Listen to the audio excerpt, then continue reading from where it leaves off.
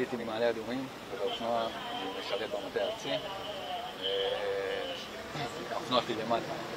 שמעתי שמוצאים צרורות למעלה, צרורות, לא יודע מאיפה כיוון, הרבה אנשים יצאו מהרכבים כדי לברוח, והם מבצעים עלינו ירי ב-M16 כאשר כדורים למטה.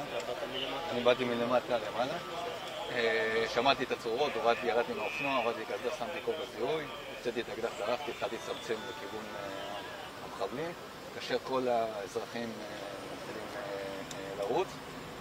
כשהגעתי למעלה ראיתי מחבל אחד הוא היה מצד שמאל, כאשר הוא שכב, הוא בדיעבד, הוא אמר לי שהוא מאבטח, מצד ימין ישב וביצע ירי, הוא חטף כדור ברגל וכדור בבטן, והיה עוד אחד אזרח שחטף כדור ביד, וכנראה אף לא אקדח, והיה עוד מחבל למעלה שהתחיל לבצע על הירי, צמצמתי אליו, כן, אבל הוא לא הגיע למעלה, הוא הגיע מכאן, הממ"ז, הוא הגיע, גם הוא היה בזירה, ואז הוא התחיל בחסות הרכבים לבצע ירי, צמצמתי אליו, עד שהגעתי אליו לטווח קרוב, אני יריתי לעליון, עד שסיימתי את ה...